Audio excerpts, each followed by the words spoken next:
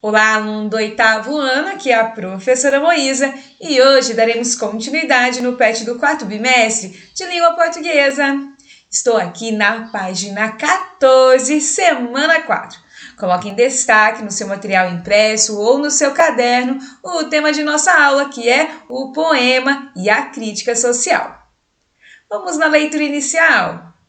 Faça um resumo a partir das marcações em rosa e a partir da explicação. Olá, tudo bem? Vamos estudar sobre um assunto que existe há séculos e que nunca sai de moda. Os poemas, textos compostos em versos e estrofes, não falam somente de sentimentos, emoções, natureza e sonhos.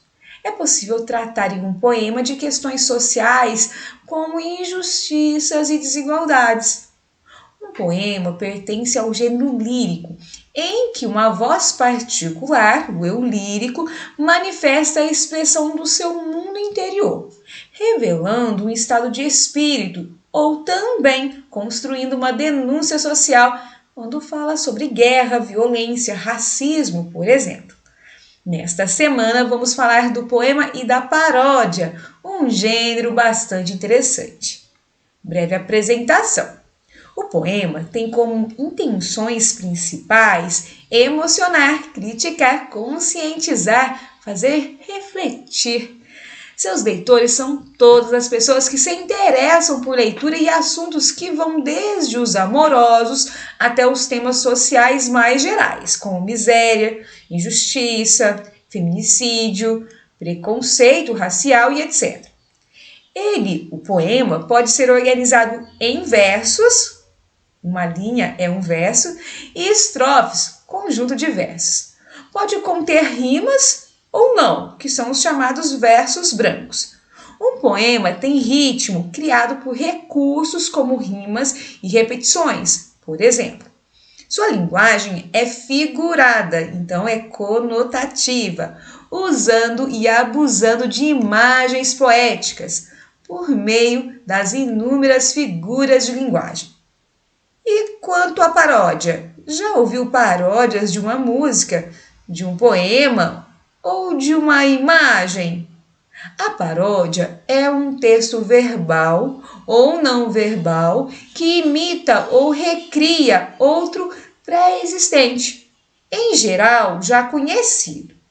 Por isso, para compreender o seu sentido, é preciso o conhecimento prévio do leitor em relação ao texto com o qual a paródia dialoga.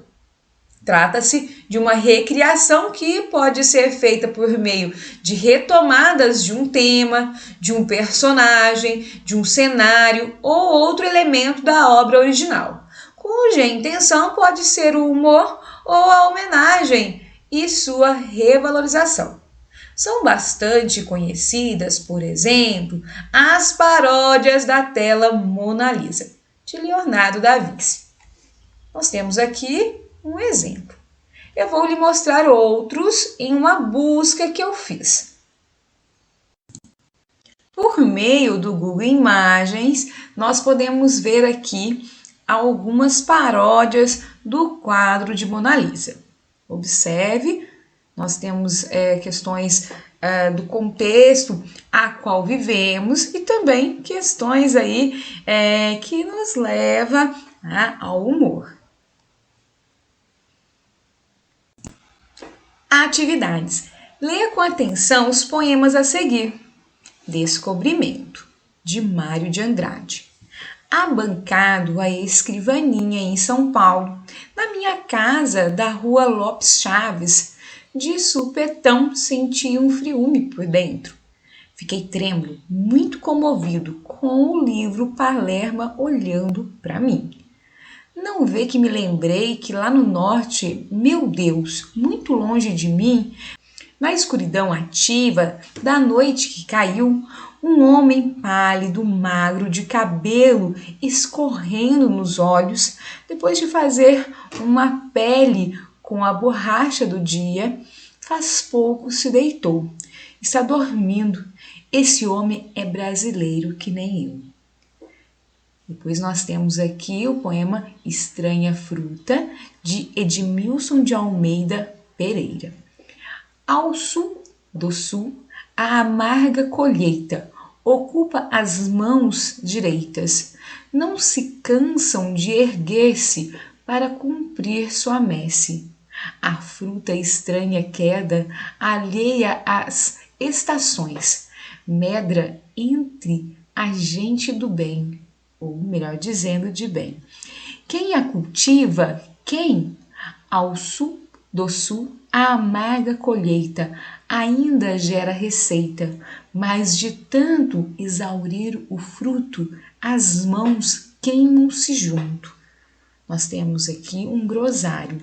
Medrar é a mesma coisa que nascer, brotar. Messe é colheita. Quedar é ficar, permanecer. Atividade 1.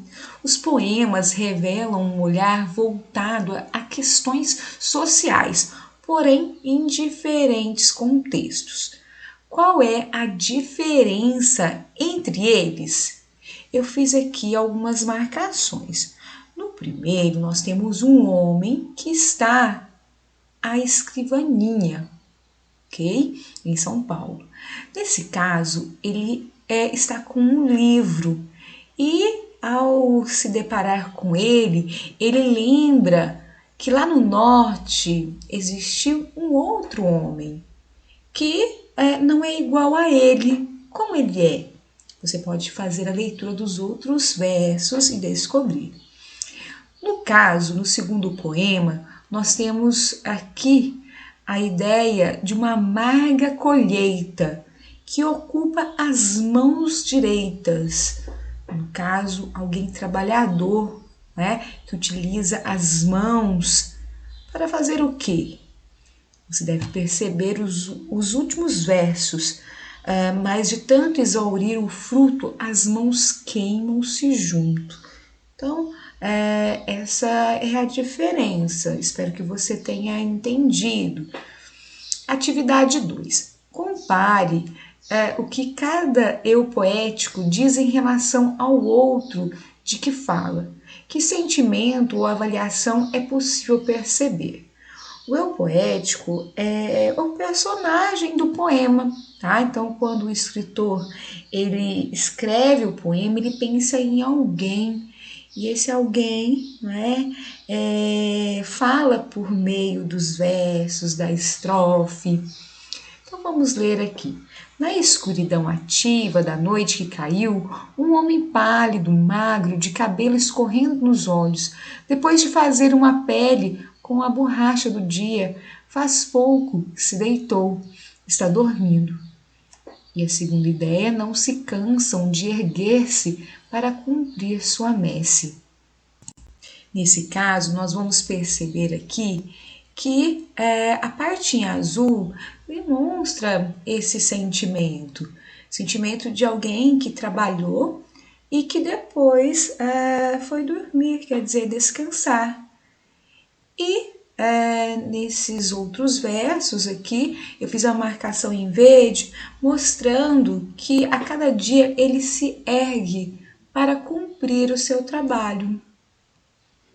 Continuando aqui, atividade 3. Em sua opinião, um poema deve separar a perspectiva pessoal da perspectiva social ou deve criticar, denunciar questões sociais não resolvidas?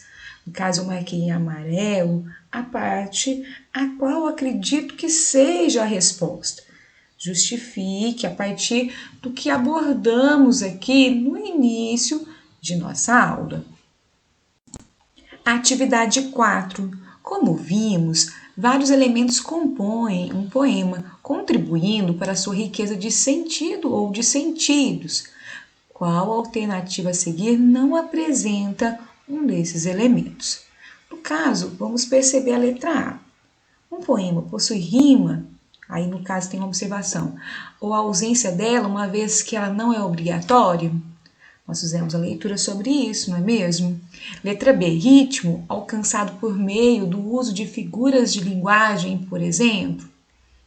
Lembro que nós falamos também sobre a questão das figuras de linguagem. Letra C, sensibilidade do poeta para traduzir emoções e perceber os fatos sociais. Ou letra D, grau de instrução do poeta, se fez curso superior ou não. Será que abordamos sobre essa questão lá no início de nossa aula?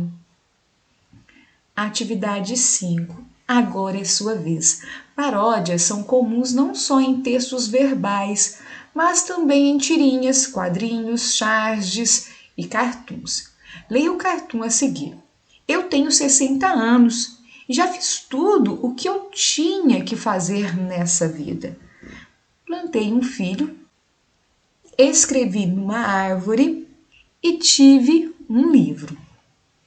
Trata-se de uma paródia criada com humor em uma linguagem verbo-visual, de uma frase frequentemente repetida de autoria desconhecida. Você consegue reconhecê-la? Eu vou trazer um site que irá lhe ajudar.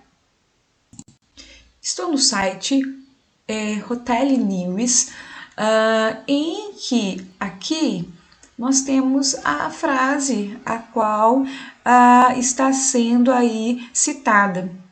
Olha aqui, ó. Há uma coisa que um homem deve fazer na sua vida: plantar uma árvore, ter um filho e escrever um livro. Então, com certeza, né, quando você agora observou essa frase, entendeu a paródia que nós acabamos de ler lá no PET. Agora chegou a sua vez de criar uma paródia. Escolha um texto, depois pense. Qual é o tom que você gostaria de dar ao texto parodiado? Pretende criar humor, recriar, dar novos significados ao texto, homenagear o autor? Quem é seu leitor? Ajuste a linguagem a seu público. Uma dica é escolher uma música que você gosta e fazer uma paródia. Quem sabe você possa utilizar dos assuntos que abordamos na semana passada, que no caso é a questão da fome e a questão do aumento do valor da gasolina. Cara, bem interessante aí, se você souber ser criativo. Nós temos uma mensagem final. Estudar as intenções das palavras é essencial para compreender adequadamente um texto. Espero que você tenha gostado. Até a próxima semana. Dessa forma eu finalizo essa videoaula. Espero que você tenha entendido. Tenha uma boa semana e um grande abraço.